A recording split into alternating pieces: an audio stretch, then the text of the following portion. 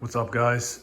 This video I'm going to go over the differences between a Greenworks, it's a 9 amp jet leaf blower, versus this, it's a pet hair dryer made by a company called Winnie Home. I got both of these on Amazon. A lot of these smaller pet dryers like this one right here have the same specs. I wrote everything on the board. Wind speed 65 ms. It's got a little heater on it. It's got a little air filter, which is basically just like a foam air filter. It's barely going to do anything. 2400 watt, 3.2 horsepower. It comes with 3 nozzles. They're hard plastic. The hose is expandable up to 90 inches, which it is. I measured it. But it's really not convenient for car drying. I thought I was going to go with a cheap route and use this to replace dedicated car dryer that looks similar, but it's going to have an electrical cord most likely out the back. It's going to have a air hose that's above 10 feet long. This is really not that convenient. You got to carry it around the whole time. It's just kind of a pain. I'm not even going to lie. I thought I was going to be able to get away with this and outsmart the industry by getting this one. I've seen a couple other people on YouTube doing it. It works. It's actually kind of strong. I'm going to spray some O&R. I have O&R in my steamer in the injection. I'm going to spray it since it's tinted, and I'll put it on the white car, and I'll compare both of these. This leaf blower, the Greenworks, my original intentions with this was to get this blower, and it has basically I believe it's a 3-inch diameter tube. And what I thought I was going to be able to do was get a reducer that was going to go on this, or even on this portion right here, reduce it down to 1.25 inches, and use a Husky vacuum hose and, rig up one of these tips on the end of it and have something that puts out a lot more air. This is 130 miles per hour, 530 CFM. It's actually pretty strong, this machine, this blower right here. But the problem is when you try to reduce the air down into smaller diameter tubes, I guess this motor is not strong enough with the physics behind it, whatever it is, the fan can't handle it, and you end up getting like a backdraft coming through. Where it's supposed to be sucking air in, the air is coming out. It's just not strong enough to funnel it down into a tight hose and get that direct kind of stream of air that you're looking for like this. Where you can really concentrate it at the nozzle and get into every crevice. That's pretty much all I got right here. And just so you know, I have a lot of leaf blowers. I have a gas handheld Echo. I think it's a PB5000. It's the biggest Echo that they have, the backpack blower. It's an animal. It's like 1100 CFM. I'm a pretty good judge when it comes to how strong something is. This is actually pretty strong. If this had a longer hose, I probably wouldn't return this. But I ended up getting the, I think it's a Shelandy brand. A lot of people talk about it, has wheels on it. It's got like a 12-foot hose, I believe. Don't quote me on that. But I will link everything in the description. And let's get into the nitty gritty and see what these do. And you guys can make a decision if this is something you would want to do. The benefit of this is $55. It's drastically cheaper than anything else on Amazon. But unless you had an unused vacuum hose that you can adapt to make this longer, you're going to end up spending the $90 that it is to get the Shelandy one, which is basically the same machine, longer hose, longer power cord. Every time I'm doing this, I got to hook it up here to an extension cord. I do this half of the car. Then I plug an extension cord in over there, and I go and do this half of the car. It ends up becoming it's a pain. It's a nuisance. I want to be around the car as fast as possible.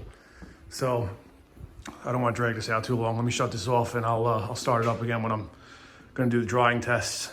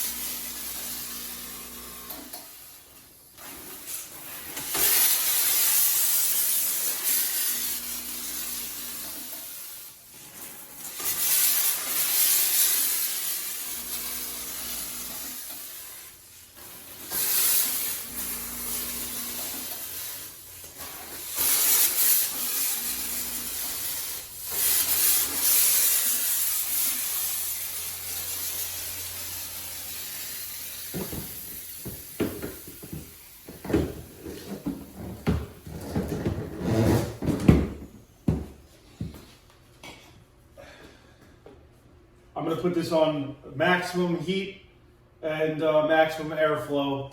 I'm going to blow this whole thing off, and then we'll do the same thing with the other blower.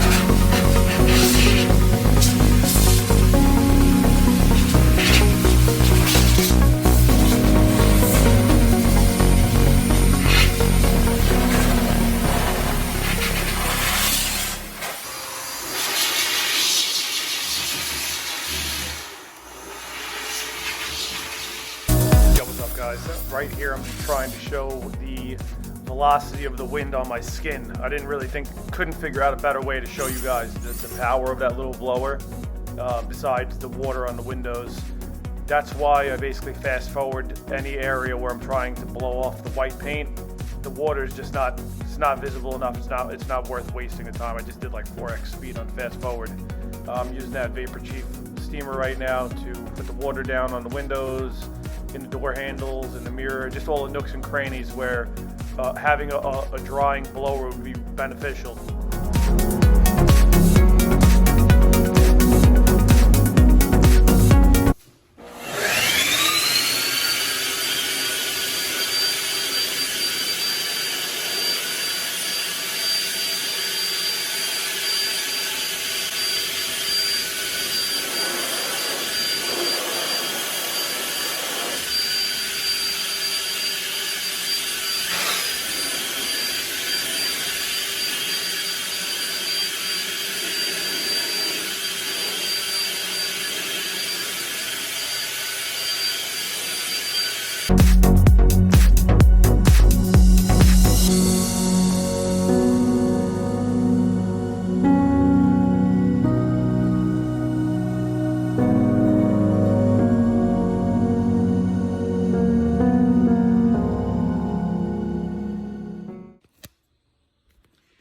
All right.